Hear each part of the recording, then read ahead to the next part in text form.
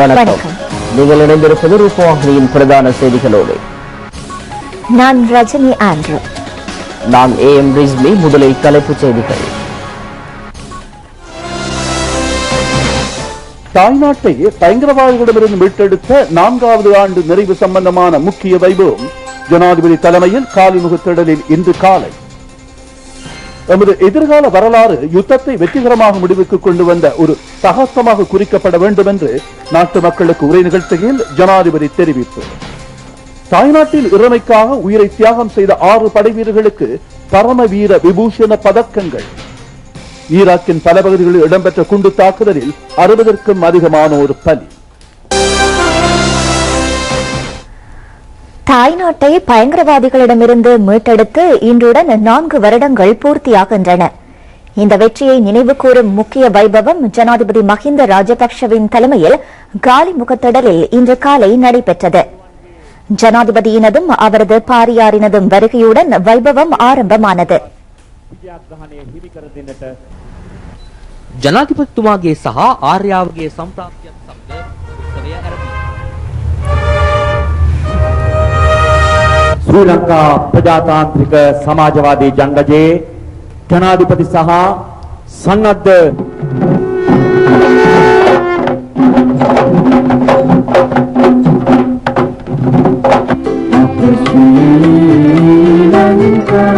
නමෝ නමෝ මාතා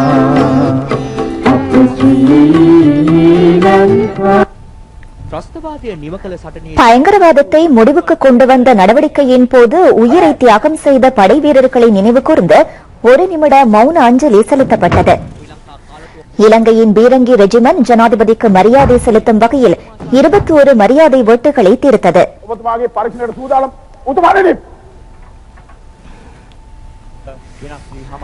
ஜனாதிபதி விசேட வாகனத்தில் பயணித்து அணிவகுப்பை பார்வையிட்டார். අපි මාතෘභූමියේ මහා විජාතිය පසු පෙළපාලිය ආරම්භ කෙරින. அவர் பொதுமக்கள் மத்தியில் உரையாற்றிய பின்னர் அணிவகுப்பு ஆரம்பமானது. முப்படை, போலீசார் மற்றும் சிவில் பாதுகாப்பு படையணியைச் சேர்ந்த 9600 வீரர்கள் கலந்து கொண்டார்கள். பாதுகாப்பு பிரிவுகளின் ராணுவ சக்தியை வெளிப்படுத்தும் வகையில் வைபவம் ஏற்பாடு செய்யப்பட்டிருந்தது. ராணுவ வாகனம், கடற்படை மற்றும் விமானங்கள் சாகச நிகழ்ச்சிகளை நடத்தின. සමුදුරේ කළ නිහඬ සේවය නීල වර්ණයෙන් විදා නාවික හමුදාව විසින්ම නිෂ්පාදනය කරනු ලැබූ අධිවේගී වේව් රයිඩර් හා ඇරෝ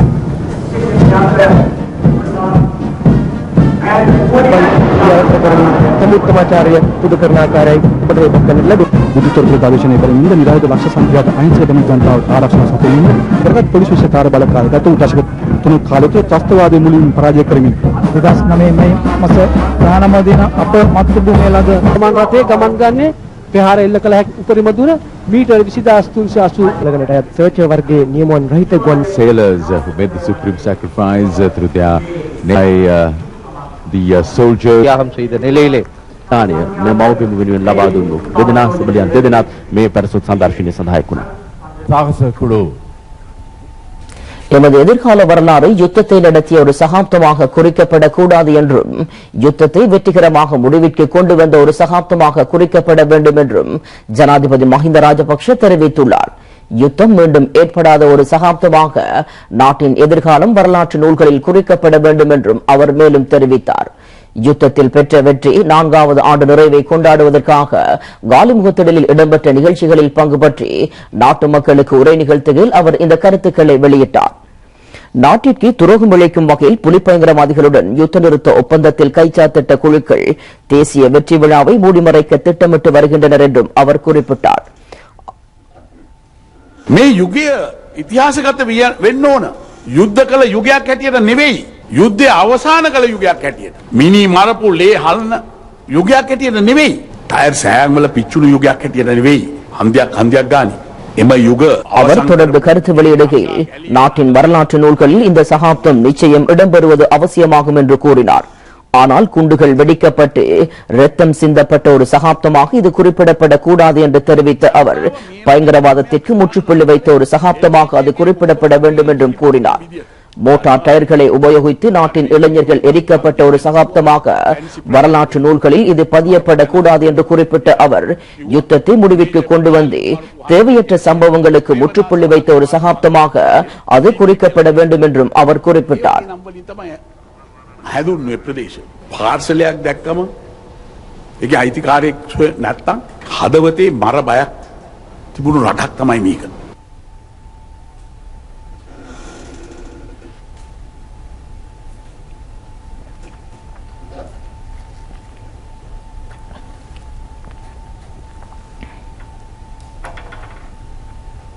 සිවිල් ආරක්ෂක බලකායට දෙමළ තරුණයෝ பிரிவினைவாதத்திற்கு ஊக்கமளிக்கும் அரசியல் கட்சிகள் தமிழ் சமூகத்தினரை அழிவு பாதையில் இட்டுச் செல்கின்றனர் என்றும் ஜனாதிபதி குறிப்பிட்டார். 11,000 முன்னாள் LTT அங்கத்தவர்கள் புனர்வாழ்வளிக்கப்பட்டு தற்சமயம் சுதந்திரமாக வாழ்ந்து வருகின்றனர். உண்மையான தேசாபிமானி யார் என்பதை அவர்கள் நன்கு உணர்ந்து கொண்டுள்ளனர். தற்போதைய அரசாங்கம் தமிழ் மக்களுக்கு பாரிய அளவிலான சேவைகளை வழங்கியுள்ளது. இத்தகைய சேவைகளை வேறு எந்த ஒரு அரசாங்கமும் வழங்கியிருக்கவில்லை. இதன் காரணமாகவே ஜெனீவா தீர்மானங்களுக்கு எதிர்ப்பு தெரிவித்து கிளிநொச்சி வீதிகளில் ஆயிரக்கணக்கான தமிழ் இளைஞர்கள் பேரணியொன்றை நடத்தியிருந்தனர். கிளிநொச்சி இளைஞர்கள் ஜெனீவா தீர்மானங்களுக்கு எதிர்ப்பு தெரிவித்த அதே சமயத்தில் அரசாங்கத்திற்கு தங்களது ஆதரவையும் தெரிவித்துக் கொண்டனர். ஜனாதிபதி தொடர்ந்தும் அங்கு உரை நிகழ்த்துகையில் சிவில் பாதுகாப்பு படையில் 4,000 தமிழ் இளைஞர்கள் சேர்த்துக் கொள்ளப்பட்டுள்ளனர் என்றும் கூறினார். தற்சமயம் பல ஆயிரக்கணக்கான ஏக்கர் நிலத்தில் அவர்கள் பயிற்சியை மேற்கொண்டு வருகின்றனர். இதன் அடிப்படையில் அவர்கள் நாட்டின் பொருளாதாரத்திற்கு தங்களது பங்களிப்பை வழங்கி வருகின்றனர். அதேவேளை முப்படைகளிலும் சேர்த்துக் கொள்வதென மேலும் பல ஆயிரக்கணக்கானோர் காத்திருக்கின்றனர் என்றும் ஜனாதிபதி நாட்டு மக்களுக்கான தமது உரையில் மேலும் தெரிவித்தார்.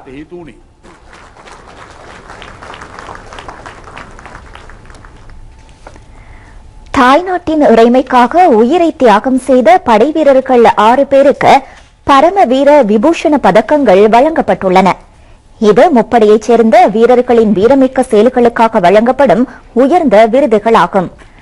தமது உயிருக்கு ஏற்படக்கூடிய ஆபத்தையும் கவனத்திற்கொள்ளாத சகாக்களின் உயிர் பாதுகாப்பிற்கும் படையணியின் நோக்கத்தை நிறைவேற்றுவதற்குமாக படை வீரர்கள் எதிரிகளை எதிர்கொள்வதாகும். பரம வீர விபூஷண பதக்கம் இவ்வாறான செயற்பாடுகளுக்கு வழங்கப்படுகிறது.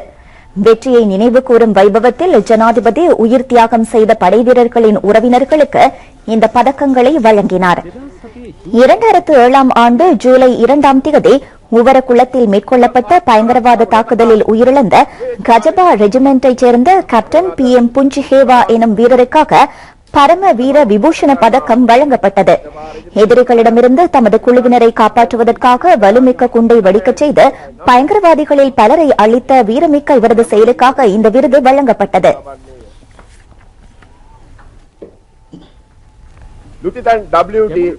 கெமுனு ஹேவா படையணியின் லெப்டினன்ட் W ஜெயதிலக எனும் வீரர் இரணைமடு பிரதேசத்தில் பயங்கரவாதிகளின் பாரிய பாதுகாப்பு கட்டடத்தை அகற்றுவதற்காக 2009ஆம் ஆண்டு ஏப்ரல் 20ஆம் தேதி LTTயின் பங்கர் பகுதியை தாக்கிய சம்பவத்தின் போது இடம்பெற்ற துப்பாக்கி சண்டையில் உயிரிழந்தார்.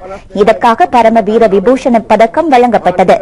பயங்கரவாதிகளால் பணைய கைதிகளாக வைக்கப்பட்டிருந்த தமிழ் மக்களை மீட்டெடுப்பதற்காக 2009ஆம் ஆண்டு ஏப்ரல் 21ஆம் தேதி இடம்பெற்ற சண்டையின் போது கமாண்டோ ரெஜிமெண்டின் வீரர் KGNLR பெரேரா வீரத்துடன் செயல்பட்டார். இவருக்காக பரம வீர விபூஷண பதக்கம் வழங்கப்பட்டது. கமாண்டோ ரெஜிமெண்டைச் சேர்ந்த வீரர் KPDT குணசேகர எனும் வீரருக்கு பரம வீர விபூஷண பதக்கம் வழங்கப்பட்டது. 2009ஆம் ஆண்டு பிப்ரவரி மாதம் 16ஆம் தேதி LTTE பயங்கரவாதிகளின் தரப்பாயிண்ட் கட்டுப்பாட்டு பகுதியை கைப்பற்றுவதற்கான நடவடிக்கையில் ஈடுபட்டிருந்த போது எதிரிகளின் தாக்குதல்களில் இருந்து சகோதர படை வீரர்களை பாதுகாப்பதற்காக பயங்கரவாதிகளின் மத்தியில் பாய்ந்து சண்டையிட்டு உயிரிழந்தார். புதுக்குடியிருப்பு பிரதேசத்தில் பயங்கரவாதிகளின் பாரிய ஆயுதங்கள் இருந்த பகுதியில் 2009ஆம் ஆண்டு ஜனவரி மாதம் 29ஆம் தேதி மேற்கொள்ளப்பட்ட தாக்குதலின் போது கமாண்டோ ரெஜிமெண்டைச் சேர்ந்த கோப்ரல் நிலந்தகுமார வீரத்துடன் செயல்பட்டார். எதிரிகளின் பகுதிக்குள் பிரவேசித்து அதனை கைப்பற்றுவதற்கான நடவடிக்கையின் போது அவர் உயிரிழந்தார். இதற்காக பரம வீர விபூஷண பதக்கம் வழங்கப்பட்டுள்ளது. புதுமாத்தளன் பிரதேசத்தில் பயங்கரவாதிகளின் பிடியில் இருந்த பொதுமக்களை மீட்டெடுப்பதற்காக 2009ஆம் ஆண்டு ஏப்ரல் 21ஆம் தேதி இடம்பெற்ற நடவடிக்கையின் போது கமாண்டோ ரெஜிமெண்டின் கோப்ரல் SVAM புஷ்பமால் நம் மத்தியில் இருந்து விடைபெற்றார். இதற்காக பரம வீர விபூஷண பதக்கம் வழங்கப்பட்டது. உயிர் தியாகத்தின் மூலம் பாதுகாக்கப்பட்ட தாய்நாட்டை அழிப்பதற்காக செயற்படும் சக்திகளை தோற்கடிப்பதற்கு அனைவரும் ஒன்றிணைய வேண்டும் என்று சங்கைக்குரிய எல்ஏ குணவன்ச தேரர் தெரிவித்துள்ளார். இதற்காக கட்சி வேறுபாடின்றி ஐக்கியப்படுவதன் அவசியத்தையும் அவர் வலியுறுத்தியுள்ளார். படைவீரர்கள் பயங்கரவாதத்தை முடிவுக்கு கொண்டு வருவதற்காக உயிரை பணயம் வைத்து செயற்பட்டனர். அவ்வாறு பெறப்பட்ட சமாதானத்தை பாதுகாப்பதற்கு தாய்நாட்டை நேசிக்கும் அனைவரதும் பொறுப்பாகும். வாழைச்சேனை பிரதேச சபை பிரிவைச் சேர்ந்த கிரான் பிரதேசத்தில் புறநிகும திட்டத்தின் கீழ் அமைக்கப்பட்ட பொதுச் சந்தை கட்டடம் சமீபத்தில் திறந்து வைக்கப்பட்டது. வாழைச்சேனை பிரதேச சபை செயலாளர் SM சிஹாப்தீன் தலைமையில் இடம்பெற்ற திறப்பு விழாவில் பிரதம அதிதிகளாக மீள் குடியேற்ற பிரதி அமைச்சர் விநாயகமூர்த்தி முரளிதரன், கிழக்கு மாகாண சபை உறுப்பினர் சிவனேசத்துறை சந்திரகாந்தன் ஆகியோர் கலந்து கொண்டார்கள். சந்தை கட்டட நிர்மாணத்திற்கென பொருளாதார அபிவிருத்தி அமைச்சு 10 மில்லியன் ரூபாவை ஒதுக்கீடு செய்துள்ளது. கல்வியை தமிழ் சமூகத்திடமிருந்து நாங்கள் இந்த சமூகம் தன்னை மாற்றிக்கொள்ள எல்லா மக்களும் வருவாங்க. கூடுதலா சிங்கள மக்கள் முழுப்பையில் நீங்கள் இன்னொரு பிரதேச சபை தேர்தலை சந்திக்க இருக்கின்றீர்கள். இந்த பகுதியிலே ஒரு மிக முக்கியமான ஒரு வர்த்தக மையம். வடமாகாண பாடசாலைகளில் கடமையாற்றும் ஆசிரியர்களின் சம்பள நிலுவைப் பணம் வழங்கும் நிகழ்வு சமீபத்தில் இடம்பெற்றது. வடமாகாண ஆளுநரின் அலுவலகத்தில் இடம்பெற்ற இந்த நிகழ்விற்கு ஆளுநர் GA சந்திரசிறி தலைமை தாங்கினார். வடமாகாணத்தில் கடமையாற்றும் 2000க்கும் அதிகமான ஆசிரியர்களின் சம்பள நிலுவைகள் வழங்கப்பட்டன. இதற்கென 130 மில்லியன் ரூபாவை ஆளுநர் விசேடமாக ஒதுக்கீடு செய்திருந்தார். வடமாகாண பிரதம செயலாளர் விஜயலட்சுமி ரமேஷ் மற்றும் கல்வித்துறை உயர் அதிகாரிகள் பலர் அங்கு சமூகம் அளித்திருந்தனர்.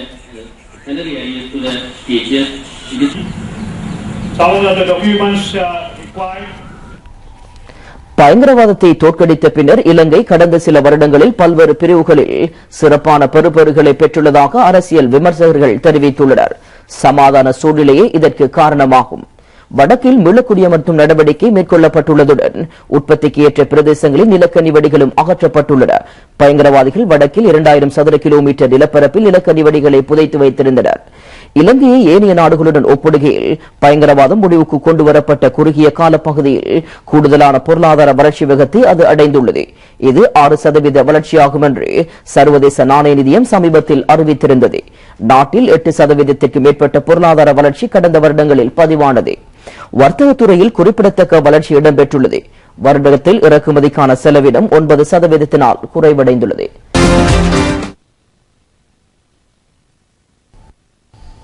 விளையாட்டு பேட்மிண்டன். தென்மாகாண பாடசாலைகளுக்கு இடையிலான பேட்மிண்டன் போட்டியில் ஆண்கள் பிரிவில் காலி ரிச்மண்ட் வித்யாலயம் வெற்றி பெற்றுள்ளது. அம்பலாங்குட தர்மசோகா வித்யாலயம் மகளிர் பிரிவுக்கான வெற்றி கிண்ணத்தை கைப்பற்றியது. காலி ரிச்மண்ட் வித்யாலய விளையாட்டு மைதானத்தில் நடைபெற்ற போட்டியில் தென்மாகாணத்தை பிரதிநிதித்துவப்படுத்திய 30 பாடசாலைகளின் வீர வீராங்கனைகள் 400க்கும் மேற்பட்டோர் இந்த போட்டியில் கலந்து கொண்டார்கள்.